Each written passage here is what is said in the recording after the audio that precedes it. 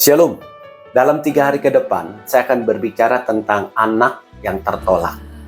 Nah, ini perlu sekali kita ketahui di dalam anak-anak kita.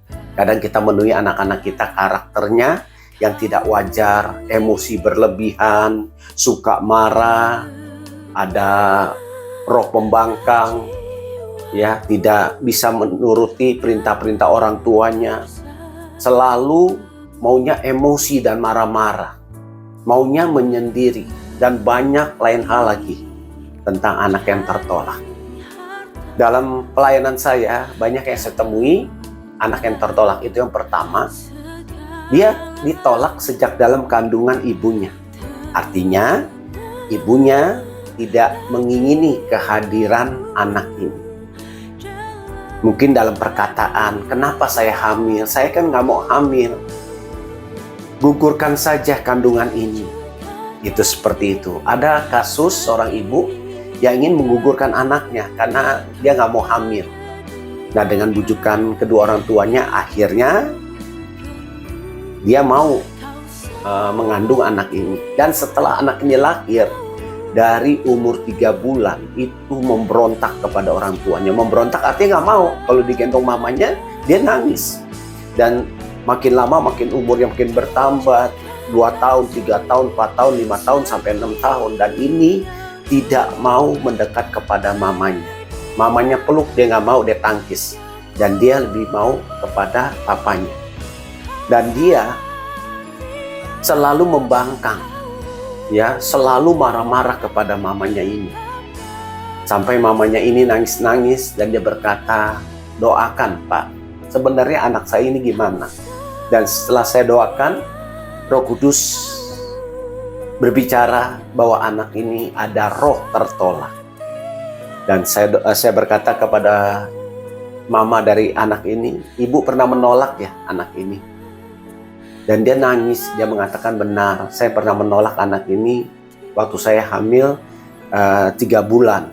Ya, saya nggak mau kehadiran anak ini. Bahkan saya sampai mau menggugurkan. Oleh karena bujukan orang tua saya, akhirnya saya mau menerima untuk mengandung anak ini sampai melahirkan. Nah, ini saudara, anak yang tertolak itu seperti itu. Ya, ada lagi yang kedua, anak tertolak dari ulah kita sendiri.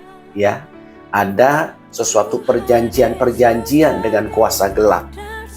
Ya, dan itu perjanjian orang tuanya dengan kuasa gelap. Ingat, kuasa gelap atau iblis selalu menuntut balas. Ya, nah kita mungkin tidak terkena apa-apa, tapi anak kita itu yang nanti membelot, memberontak, ya, mengasingkan diri, minder dan lain sebagainya.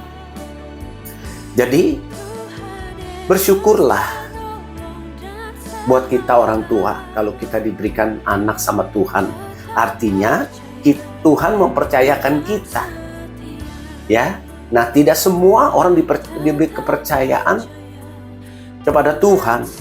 Ada yang minta beberapa tahun baru dikasih, ada yang juga nggak sama sekali.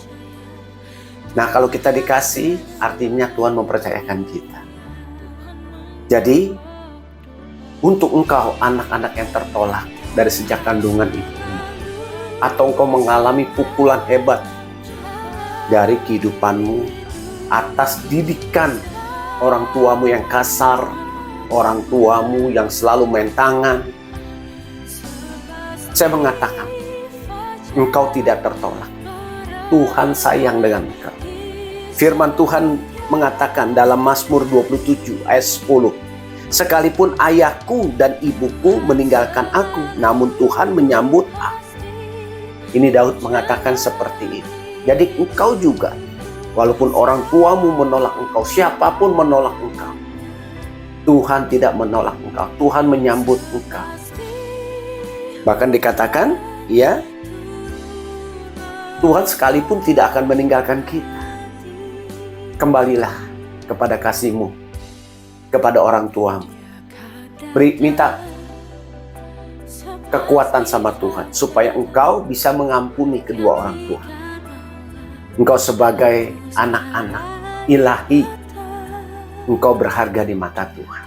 Salam pemulihan dan lawatan. Tuhan Yesus memberkati.